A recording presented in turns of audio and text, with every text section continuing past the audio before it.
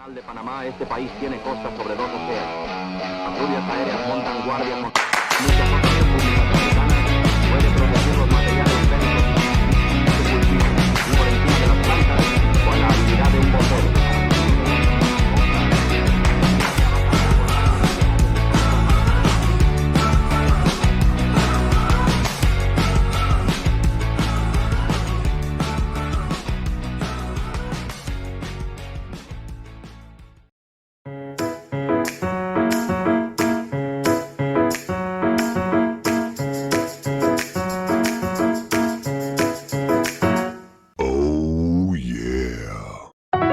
¿Sabes qué fue lo que sucedió durante la década de 1930 y 1940 en Honduras? No, ni idea. Pues lo que sucedió fue llamado Cariato. ¿Y qué es el cariato? El Cariato es el periodo de tiempo en el que la sociedad hondureña estuvo gobernada por el doctor y general Tiburcio Carías Andino, quien estuvo en el poder desde el 1 de febrero de 1933 hasta el 1 de enero de 1949. Gobernó un total de 16 años. Oh, comprendo. ¿Y qué fue lo que sucedió durante su gobierno? Pues fueron muchas las cosas que sucedieron en Honduras durante ese periodo de tiempo, que siguen influyendo en muchos aspectos en la actualidad, y es por ello que se han organizado de la siguiente manera. Veremos la esfera mundial de este periodo de tiempo, haciendo referencia a lo que sucedía internacionalmente, como también lo que sucedía en el escenario político centroamericano. Explicaremos cómo y en qué circunstancias trascendió Tiburcio Carías al poder, y cómo llegó a reconstruir la nación durante sus 16 años de régimen. Demostraremos las razones por las que Carías pudo estar 16 años en el poder. Asimismo, hablaremos de la sociedad hondureña durante los 30 y los 40, específicamente de la población, el trabajo, los conflictos enfrentados y ahondaremos en la masacre del 16 de julio de 1944. Finalmente, daremos las razones por las que Carías tuvo que ceder su poder a Juan Manuel Gálvez.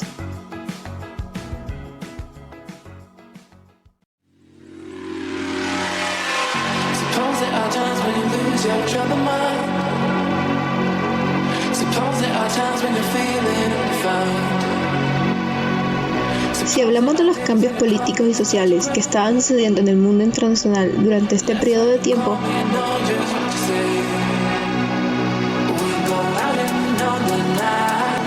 encontraremos al estallido de la gran crisis mundial del sistema capitalista que fue entre los años de 1929 a 1930.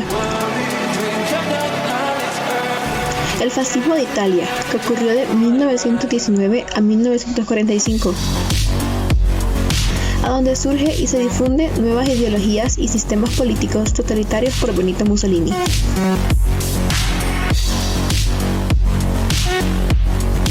El nazismo alemán de 1933 a 1945 con su máximo dirigente, Adolf Hitler. Y finalmente, el socialismo de Rusia, de 1922 a 1991.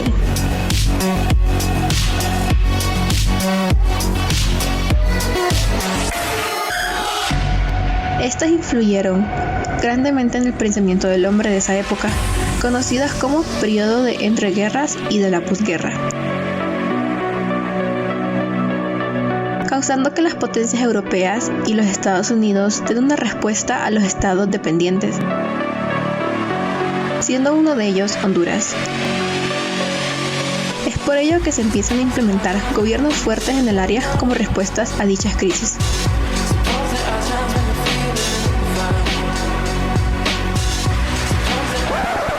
Pero, ¿qué estaba sucediendo en Centroamérica?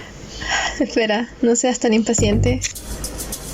Ya hablando del escenario político centroamericano, empiezan a aparecer hombres fuertes como Anastasio Somoza García en Nicaragua, Maximiliano Martínez Hernández de El Salvador, Jorge Ubico Castañeda en Guatemala y finalmente Tiburcio Carías Andino en Honduras.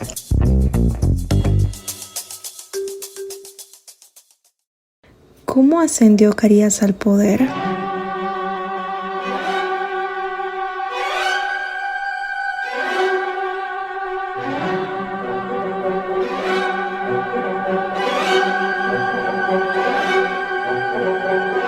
la Cuyamel Fruit Company es absorbida por la United Fruit Company, acabando sus rivalidades internas de competencia, siendo ambas compañías bananeras estadounidenses que trabajaban en Honduras.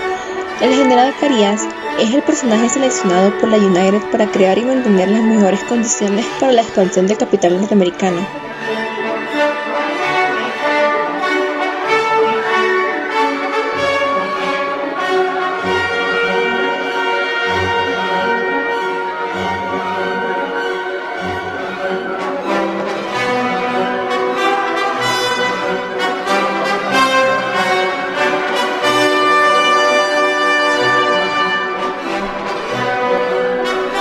En las elecciones de 1932 de Honduras, el gerente Carías es postulado por cuarta vez a la candidatura presidencial por el Partido Nacional.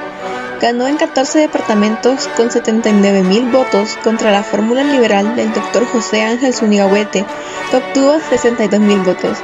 La diferencia era de 17,000 a 9,568 votos, y asumió el poder el 1 de febrero de 1933. City. Bounded by Mexico on the north and Colombia on the south.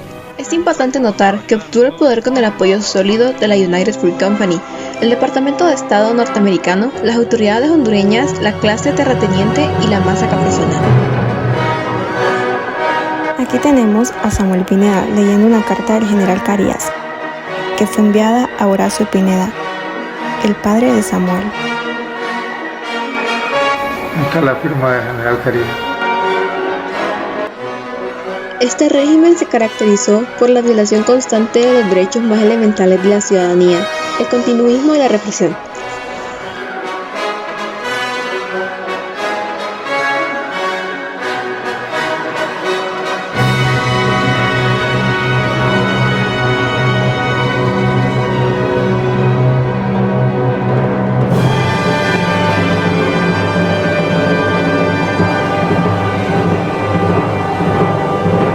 Se considera que este periodo es donde se fomenta abiertamente la dependencia extranjera, tanto en el aspecto económico como en el político y en el social.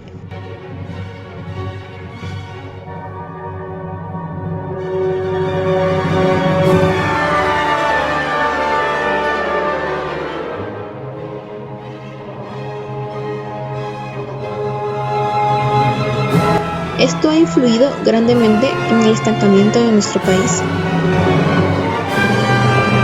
La deuda pública, que asciende a los 13.100 millones de dólares, ha sido adquirida por los gobernantes a través de los medios tradicionales, la banca y los organismos internacionales.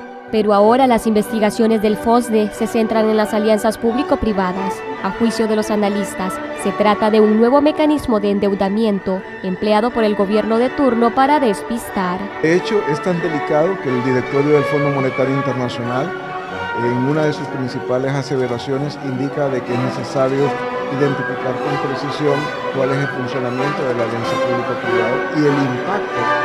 En conclusión, Tiburcio Carías asciende al poder bajo los efectos de la depresión mundial y de las guerras civiles.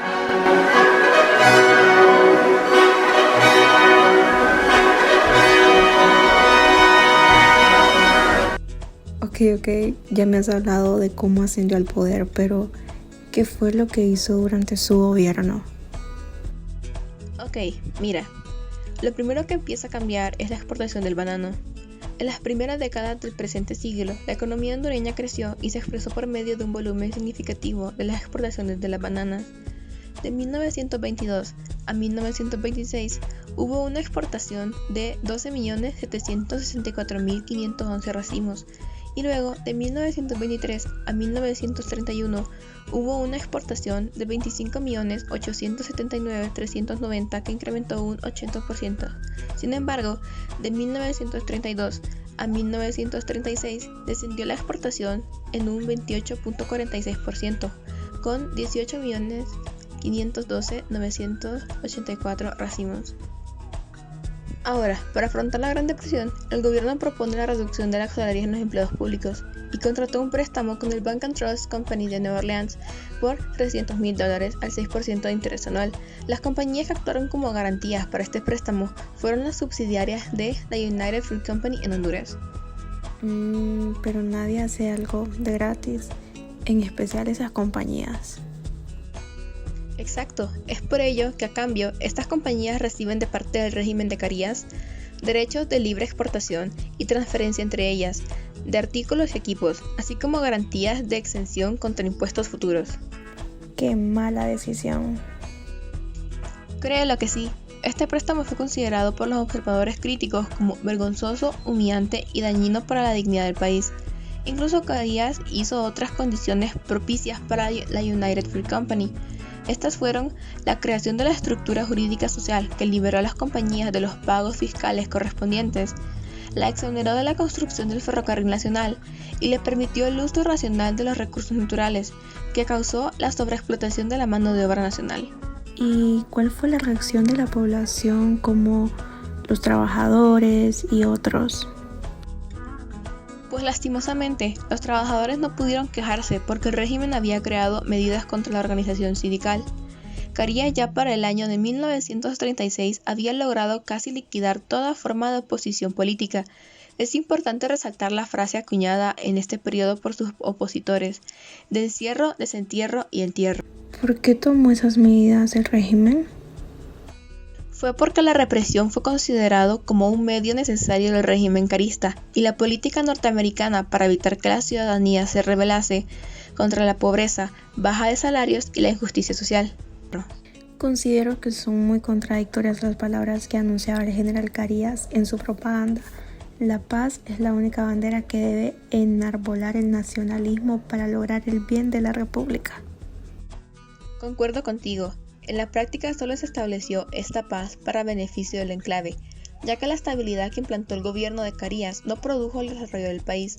La paz y la reconstrucción nacional fueron un argumento que posteriormente utilizó el nacionalismo para justificar el continuismo. ¿Qué hizo para reconstruir la nación? Pues para la reconstrucción nacional se creó una política administrativa tendiente a que la economía nacional entrara en los años siguientes en un periodo de reestructura y capitalización acelerada. ¿Cómo así? En palabras sencillas, Carías empezó a hacer un plan para reestructurar la economía.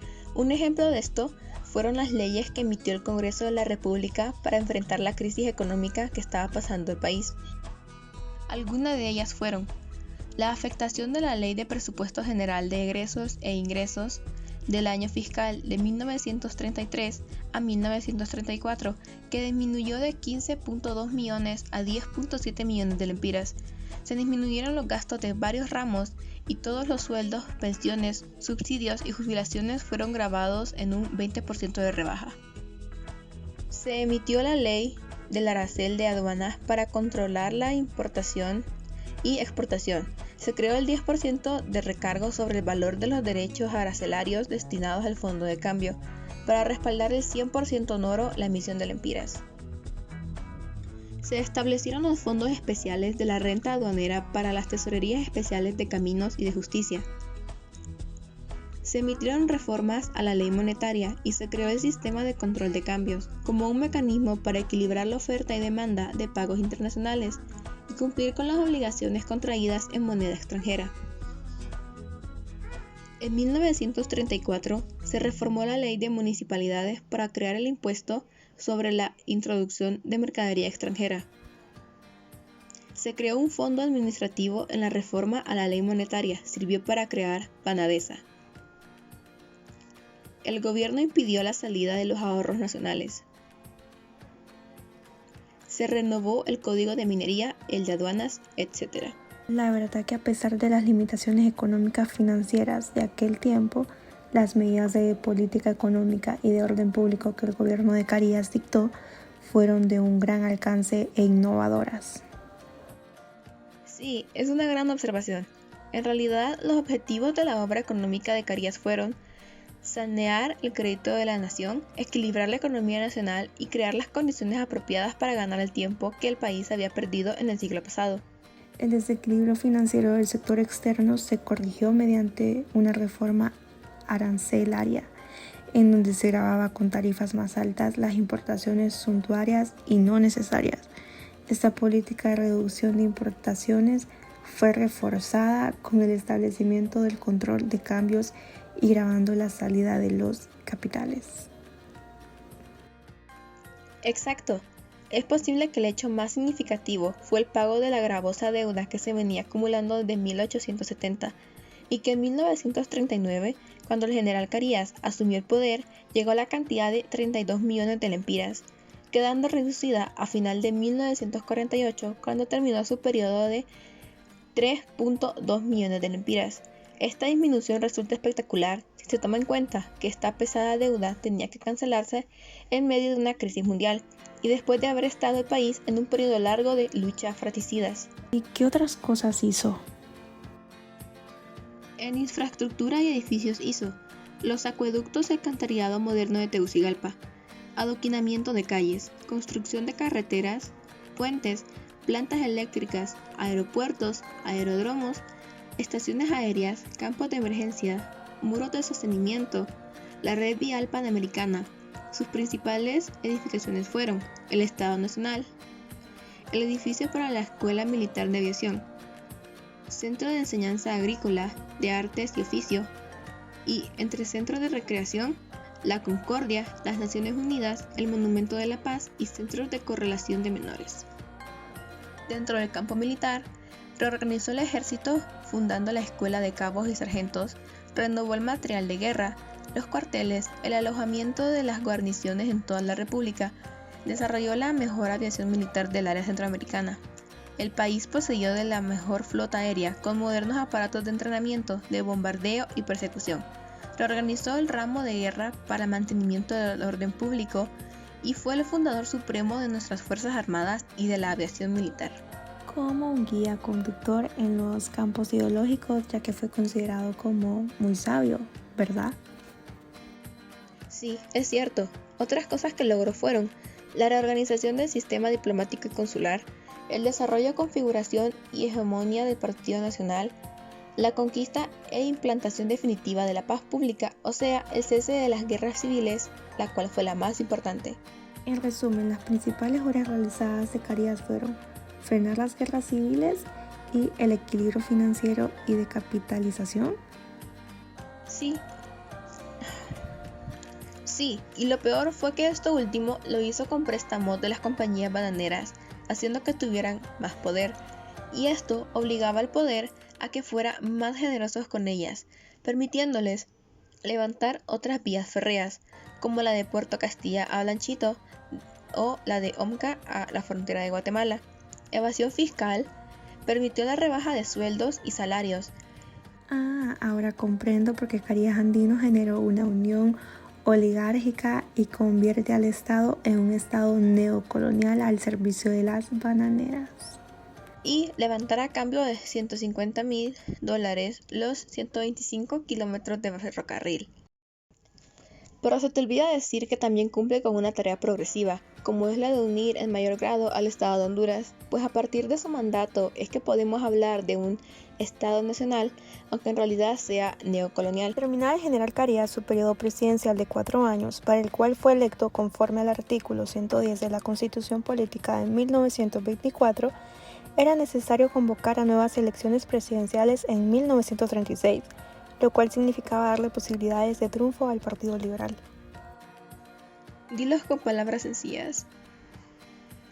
Aún no está claro. En otras palabras, tocaba modificar qué clase social tendrá el poder en Honduras en las elecciones. O sea, sustituir a los propietarios terratenientes como núcleo central de la fuerza oligárquica y poner en su lugar a la naciente burguesía comerciante. Este cambio que estaba cerca preocupó a los sectores favorecidos de Carías, o sea, a los monopolios bananeros y los terratenientes. Estos empiezan a hacer un plan para no correr el riesgo de las elecciones y prolongar más bien a Carías en el poder, a fin de que ellos puedan seguir teniendo el poder, valga la redundancia. El pretexto que usaron fue el mantenimiento de la paz que supuestamente solo Carías podía dar, pero que en realidad fue el producto del arreglo de las rivalidades largamente mantenidas entre los monopolios del banano. Estado nacional, aunque en realidad sea neocolonial. Una vez tomada esta decisión, Carías hizo a un lado las normas establecidas y convocó a una Asamblea Nacional Constituyente, con el objetivo de reformar la Constitución. Esa asamblea prolongó la nueva Constitución el 20 de marzo de 1936, la cual puso fin a la de 1924, y ahora, conforme el nuevo texto constitucional, el periodo del gobierno sería ahora de 6 años. Se inventaron un capítulo que estaba hecho especialmente para esa situación concreta o ad hoc. Ese capítulo se llamaba de la observancia, y en él se hicieron figurar el artículo 202, que literalmente dice: La presidencia y la vicepresidencia constitucional ejercida respectivamente por los ciudadanos, doctor y general Tiburcio Carías Andino e ingeniero y general don Abraham Williams Calderón, terminarán en el 1 de enero de 1943 y con tal fin quedarán en suspenso hasta aquella fecha los efectos de los artículos 116, 117 y 118 de esta Constitución. En otras palabras, en el mismo texto constitucional se incluyeron artículos que cancelaban los que ya existían. Así empezó en nuestro país lo que la prensa política llamó el continuismo, o sea, la dictadura de Tiburcio Carías Andino.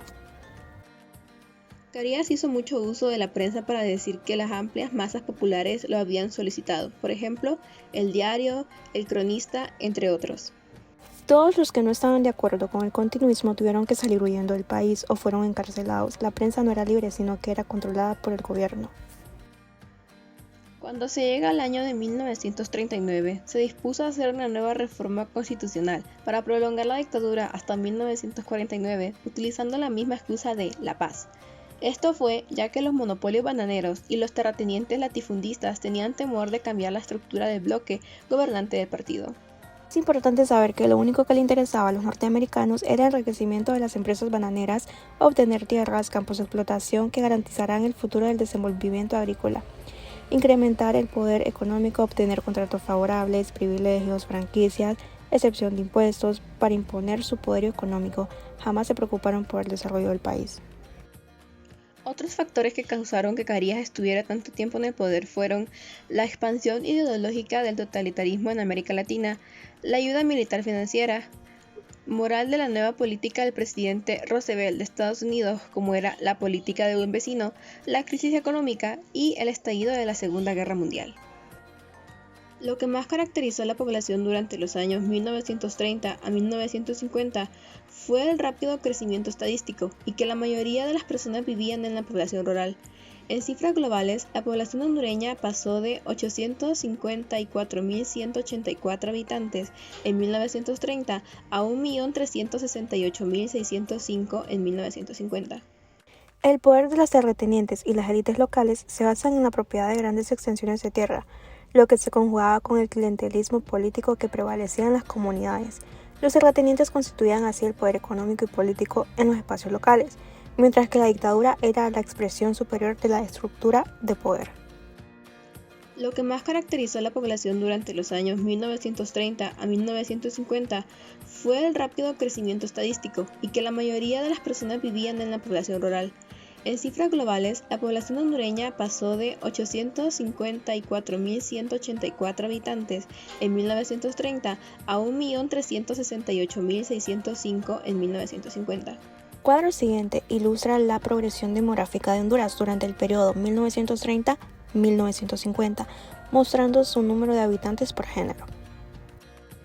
En el cuadro siguiente se presenta la totalidad de la población urbana y rural del periodo 1930 y 1950 en cada uno de los 17 departamentos de la División Territorial de Honduras.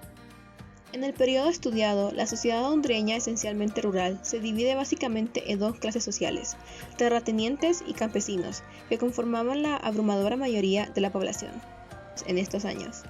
Los campesinos sin tierra laboraban como proletarios agrícolas en las plantaciones bananeras de la costa norte, como obreros en las minas, o bien como jornaleros que vendían su fuerza de trabajo a hacendados y medianos propietarios. Otros, los minifundistas, poseen y cultivaban pequeñas parcelas. Los que trabajaban en las empresas fruteras perciben los salarios más altos. Formalmente, los asuntos laborales eran responsabilidad del Ministerio de Fomento, Agricultura y Trabajo. pero no existía un departamento u oficina específica encargada de las relaciones laborales. Tampoco había una agencia gubernamental que velara por la estabilidad laboral. De hecho, excepto por el título 12 del Trabajo y de la Familia de la Constitución Política de 1936, no existían leyes laborales. El único control que el gobierno ejercía respecto a las condiciones laborales era el de insistir en que se incluyeran ciertas estipulaciones al otorgar contratos y franquicias. Por ejemplo, que el 80% de los trabajadores de una empresa fueran hondureños, o ofrecer facilidades educativas a los hijos de los empleados. Y en el caso de las grandes empresas United Fruit, Standard Fruit y Rosario Mini, el establecimiento de hospitales para la atención de los asalariados. No obstante, un despacho del agregador militar señalaba que el gobierno de Carías favorecía el empleo de extranjeros en Honduras, pues los empleados extranjeros calificados son necesarios para casi todo tipo de trabajo por encima del que puede ser desempeñado por la mano de obra no calificada. La agricultura proporcionaba empleo a 230.000 personas, lo que equivalía a casi una cuarta parte del total de habitantes, la industria a 23.000, el transporte a 2.647, profesiones y oficios a 4.914 y los desempleados ascendió a 337 y 458. El sector profesional estaba conformado por 186 médicos, incluyendo los que laboraban en las empresas bananeras, 68 dentistas, 121 farmacéuticos, 57 enfermeras y 4 bacteriólogos. La tasa de analfabetismo ascendía al 73.1%, o sea que afectaba a 703.636 hondureños.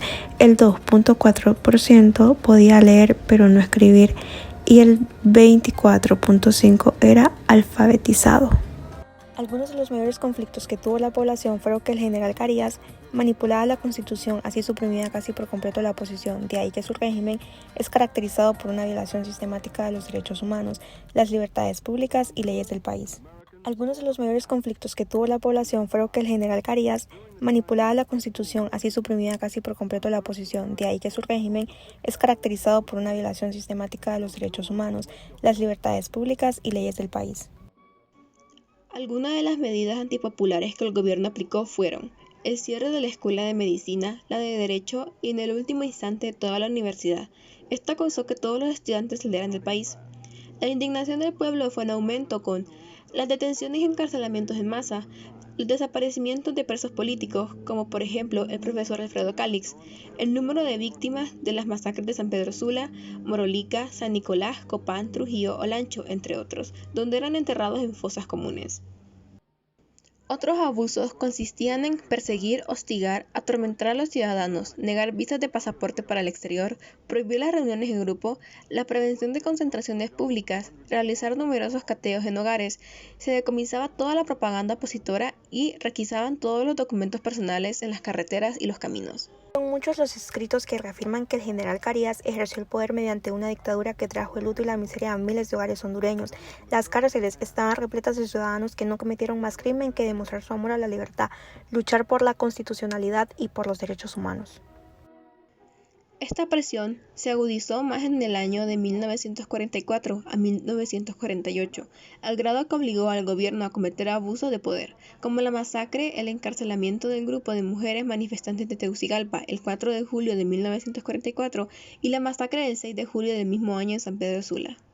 El 6 de julio de 1944, la población de San Pedro Sula decidió salir a las calles a protestar, exigiendo elecciones libres, ya que no soportaban más los abusos de poder de parte de Carías. Los protestantes no estaban armados, salieron a protestar de forma pacífica, pero fueron atacados por los militares y policías, dejando como resultado 70 personas muertas y 125 heridos. Fue un atardecer de sangre, dolor y muerte. No hubo juicio contra los responsables directos, por lo que estas muertes quedaron impunes. Esto causó que muchos patriotas tuvieran repulsión y odio contra el gobierno de Tiburcio Carías Andino. Esos valientes hombres y mujeres serán recordados y vivirán en el corazón de muchas familias hondureñas. Ese acto del 6 de julio de 1944 se reconoce como el principio del fin de la dictadura. El 6 de julio de 1944, la población de San Pedro Sula decidió salir a las calles a protestar, exigiendo elecciones libres, ya que no soportaban más los abusos de poder de parte de Carías. Los protestantes no estaban armados, salieron a protestar de forma pacífica, pero fueron atacados por los militares y policías, dejando como resultado 70 personas muertas y 125 heridos. Fue un atardecer de sangre, dolor y muerte. No hubo juicio contra los responsables directos, por lo que estas muertes quedaron impunes. Esto causó que muchos patriotas tuvieran repulsión y odio contra el gobierno de Tiburcio Carías Andino. Esos valientes hombres y mujeres serán recordados y vivirán en el corazón de muchas familias hondureñas. Desde 1945, en el contexto mundial, se dieron cambios trascendentales que repercutieron necesariamente en lo político-económico, político y social, y de nuestro país. Estados Unidos se convirtió en la primera potencia mundial al surgir triunfante la democracia sobre el fascismo, por lo que la política capitalista tomó un nuevo lineamiento. Todos esos factores concurrieron a impedir que el general Tiburcio Carías Andino permaneciera por más tiempo en el poder, pues en lo económico-político, hasta cierto punto, el régimen carista se había convertido en obstáculo para el surgimiento de nuevos capitales orientados hacia la producción agrícola. Además, carecía de un pensamiento modernizante, pues él era un capitalista terrateniente, teniendo que buscar entre sus colaboradores más cercanos a un candidato que representara tanto a los intereses de empresas bananeras, de los terratenientes y los del propio Partido Nacional. Esa designación recayó en la figura del doctor Juan Manuel Gálvez, que una vez en el ejercicio de la presidencia de la República adquirió una dinámica propia y se alejó de su protector.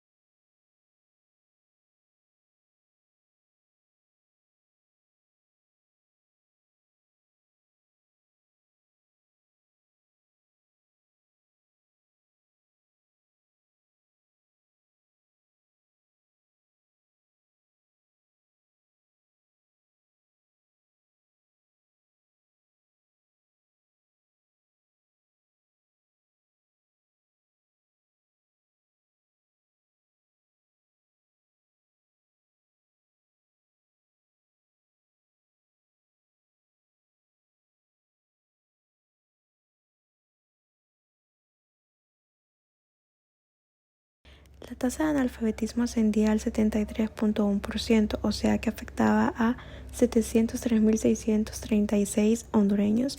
El 2.4% podía leer pero no escribir y el 24.5% era alfabetizado.